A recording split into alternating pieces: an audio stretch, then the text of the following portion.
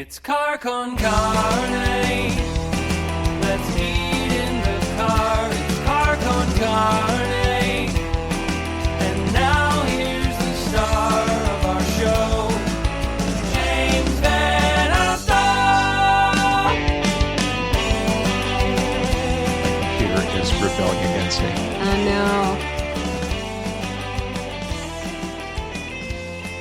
no. Preparing? Hope he's not wanting to rebel against me.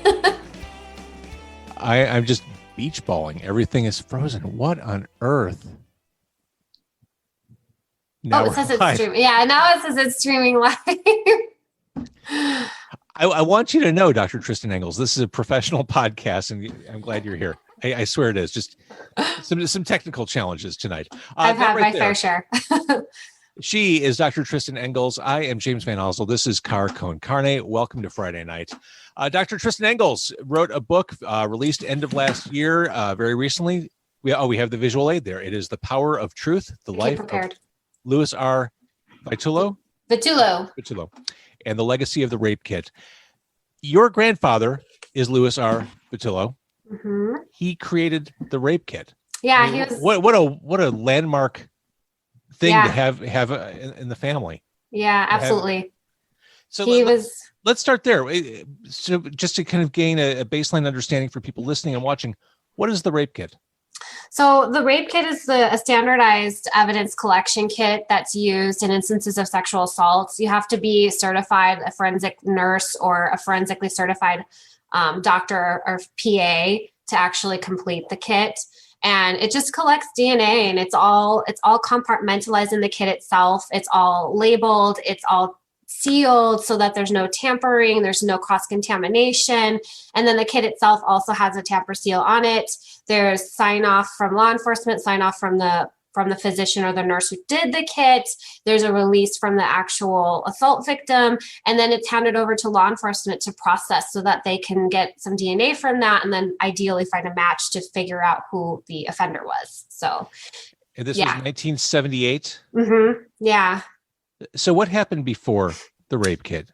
So before the rape kit, first I want to preface by saying that he was a co-creator in this. It actually came about because there was a victim. Her name was Martha Goddard. She goes by Marty. She was a sexual assault victim, and she, this is all Chicago, based. So it all started there.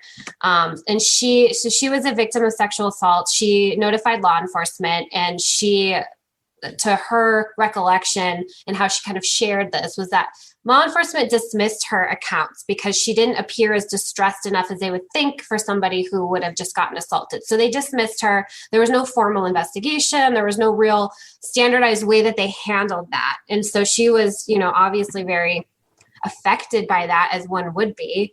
And so she kind of went on this crusade of championing for survivors of assault. And she created an organization called the Citizens Committee for Victim Assistance. And from there, she started to really talk with law enforcement, attorneys, et cetera, to try to figure out how can we reel this in and make this better.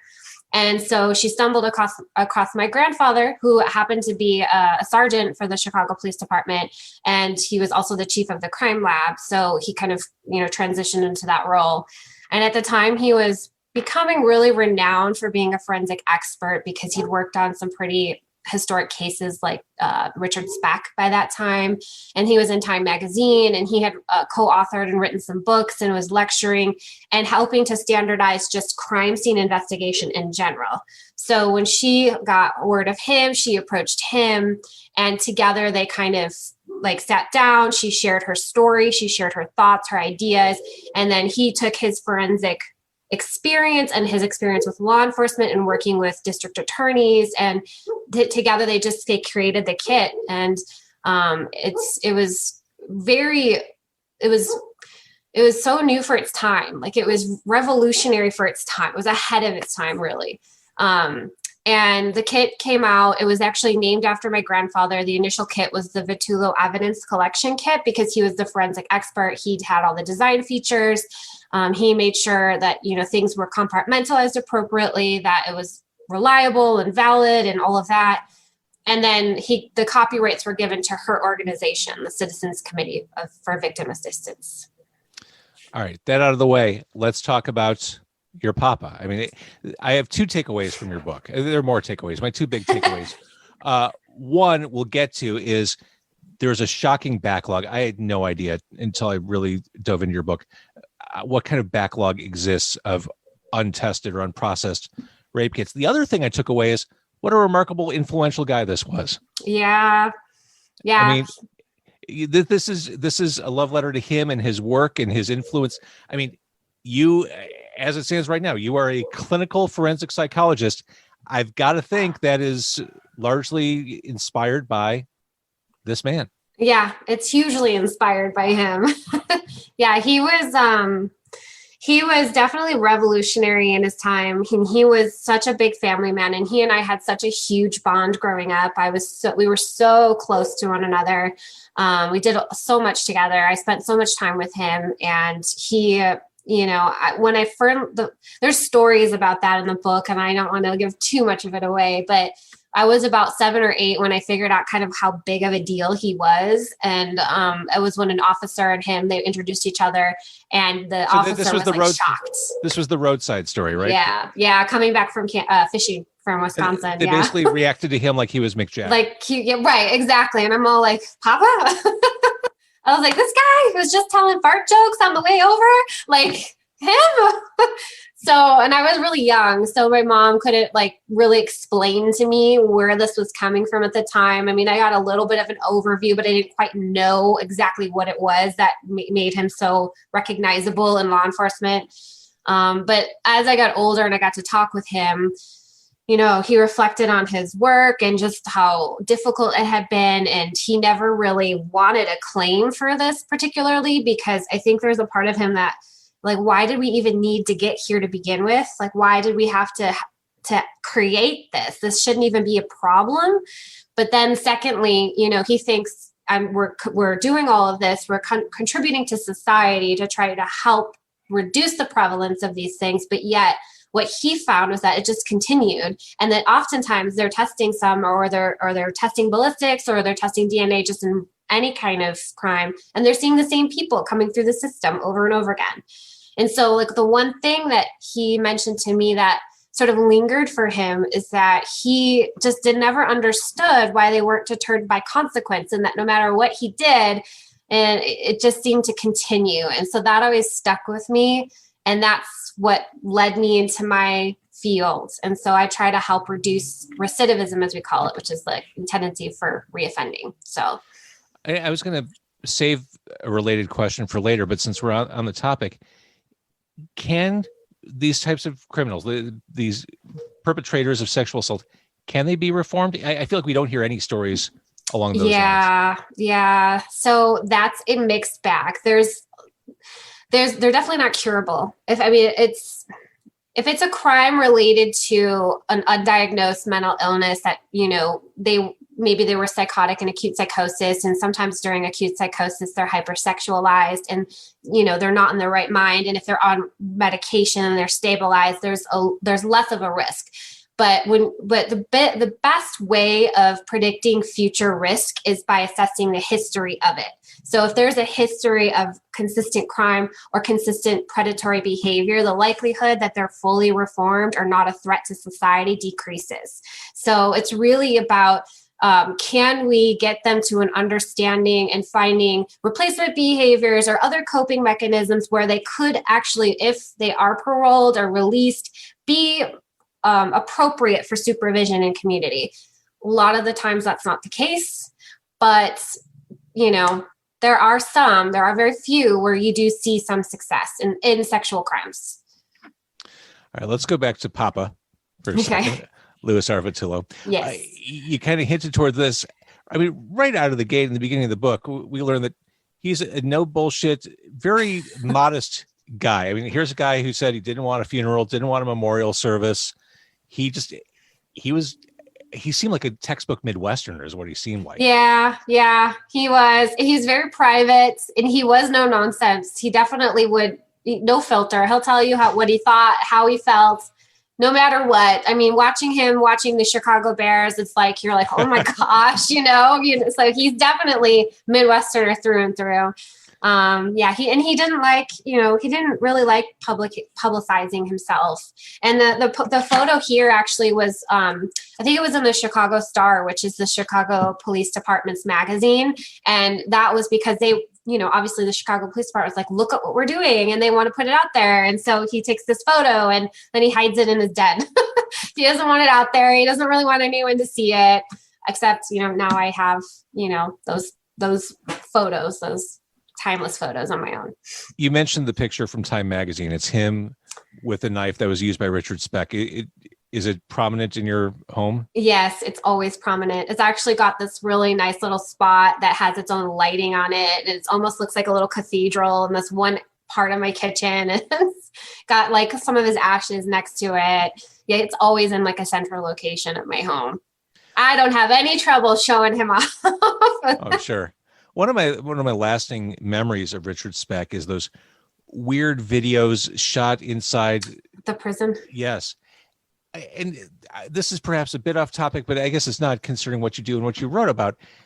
This culture we have of elevating serial killers and these violent criminals into almost celebrity status. Where does that come from? Why does that even exist? I think people are interested in just the erratic parts of it. We're so used to like the mundane aspects of life. And then we see these outliers that we're just kind of like curious about. And it's almost, it's almost like rubbernecking when you're driving on a freeway and you see this accident and then you're always stopping and slow. Well, not me, but most people stop, they slow down and they're like rubbernecking to see. But when you've kind of been in the throes of it, it's just, it's just nothing. But for most people, they're just, very curious about this. They want to know more. And it's like entertainment value in a way. In the book, once the rape kit was out in the world and used, Chapter 6 is the one I think that stuck with me the most, the process. You talk about just the struggle that victims go through, the emotional part of it. And it's stuff we don't think about, but there's a lot, just to get all the evidence for the rape kit, there's a lot that those victims have to go through. And they've been victimized. There's PTSD or shell shock back in the early days, which you referenced. Right. Very good. It just, the lack of emotional support during the process is something that, is that something that's changing or can be changed? Yeah, it's Martha, one thing that Martha did is she actually, back in the late 1970s, her and my grandfather, Papa, would put together some materials to help educate medical professionals and help educate just the public and the communities. And they would put together a pamphlet that would give support organizations or numbers or places to go post trauma. But yeah, the actual experience itself it can take 6 to 7 hours of just an examination alone. They're taking pictures, they're swabbing, they're combing, they're checking your clothing. They're doing, basically taking everything from you. So you've already been victimized and now you're going through this process again that's extremely just violating like your space in general. And, there's, in the past, there's never really been sort of like a crisis evaluator or anybody as a part of that process. And I don't know, it varies by state, but ideally what they're having now is with these forensically trained nurses, they're also getting some of that crisis component with that so that they can be a little bit more tender and, ginger with this process. It's very, it's grueling. It's really, your body's the crime scene, Right. Which, and that says it all right there. The thing that, the other lasting impression, besides the remarkable man that your grandfather was, the massive volume of rape kits that have yet to be processed. I had no idea. You mentioned Kamala Harris was the first politician to really say something about this. Mm-hmm. I was shocked by it. And I was relieved to know that it wasn't necessarily my ignorance of everything. You were surprised to learn about this too. Yeah, in 2015, a CNN reporter reached out to me to do an interview regarding a piece that she was writing about the backlog. She actually spoke with me and she spoke with Martha Goddard. And this is what I learned. Like, I knew that there was a little bit of it just because when, if you've got a serial rapist, not just a opportunistic individual who sexually assaults somebody. Generally, that's somebody you know. But if you've got a serial rapist, they target mostly people they don't know. And so when you've got back, especially in the late 1970s, early 80s, you're getting assaulted by somebody out of the blue. You don't know who they are. They know who you are. They've probably been, doing some reconnaissance. I mean, if we look at like the Golden State Killer or, Samuel Little, who is just the prolific serial killer that was announced by the FBI, or the Grim Sleeper, like they know you, but you don't know them. They're specifically targeting, disenfranchised people or people they don't know. So they get assaulted and then they seek law enforcement. They have a rape kit done, but then back then there was no real like DNA database. So if you don't know who the person is, then how do you get the other part of the DNA to secure the match?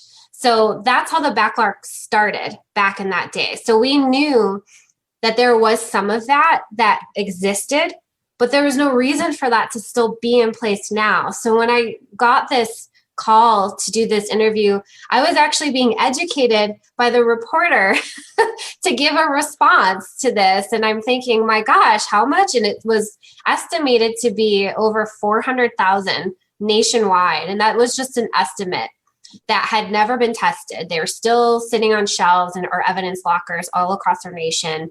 And, there's no reason for it now. And the only things that they can identify was there was funding issues, because to open up a cold case, it's an average of 40 hours for an investigator to spend on just that one case. And if you've already got, your staffing budget fulfilled and your investigators are all working on ballistics and all these other, crimes and investigation, they don't have the time or the manpower or the money to really put towards that. So it just kept growing. And it was really shocking. It was really shocking to hear that. So what's the solution? Is it a squeaky wheel sort of thing where you just have to make enough noise that a cold case gets reopened? Yeah. So this, interestingly, in 2015, after this interview happened and they, CNN, posted the article and came out with this investigative report, they followed up. They was kind of monitoring it for three years or so. And in 2018, they did a follow-up report where they discovered that law enforcement agencies, in response to this, had started to purge and destroy some of these kits instead of testing them to sort of cover it up. And some of them hadn't even passed the statute of limitations, so prosecution still could have occurred. So there's a host of different reasons of why this is happening. And I think the problem is, you got to be a squeaky wheel.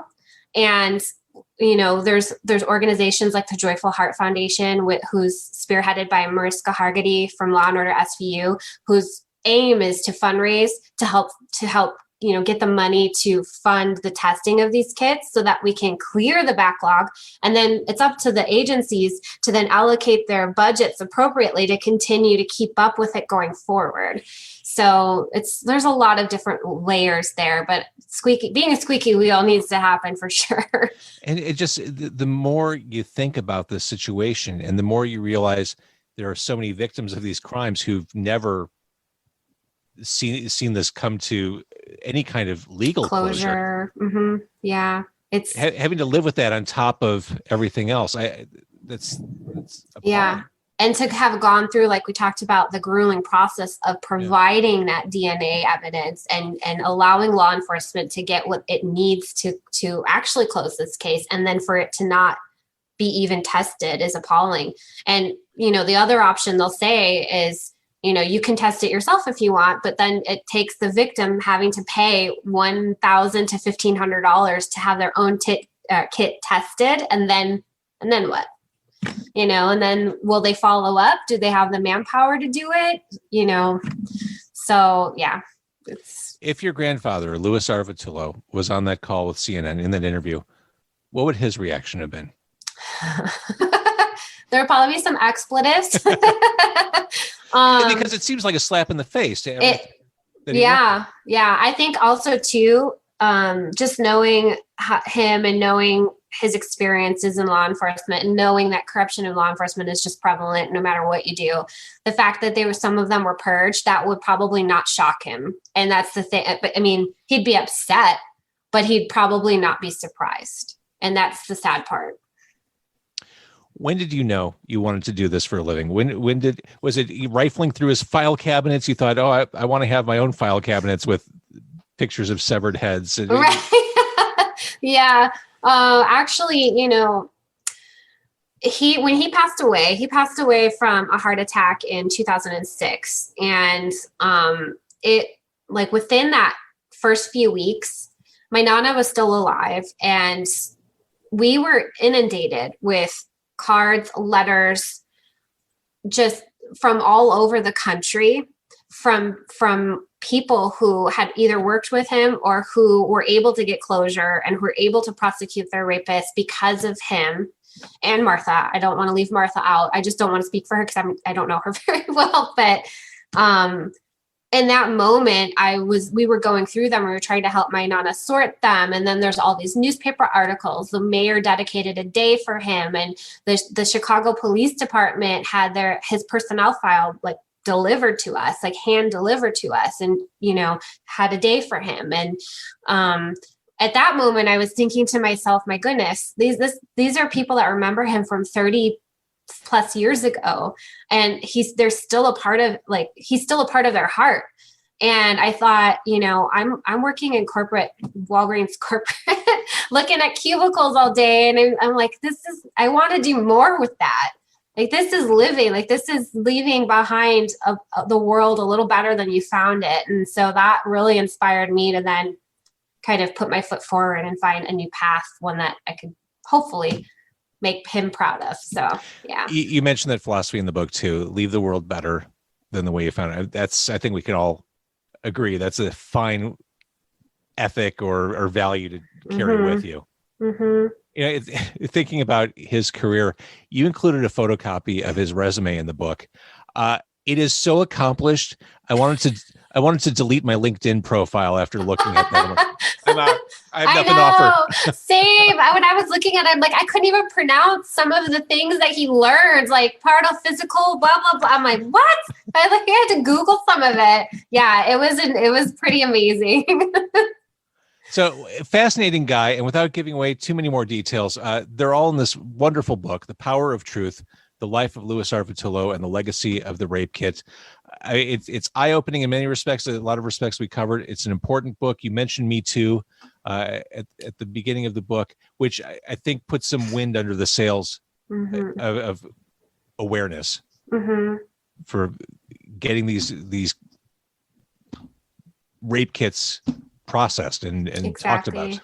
Yeah. And I think it's another, there's some more issues there too that we've discovered, is that there's certain, hospitals in different states where they don't even have forensically trained staff to conduct the kits. And so what we're finding is, victims are going there to give the evidence and to have an exam, and they're being turned away. And then where do they go? So there's legislation that needs to happen there too. There's still a lot of work to be done.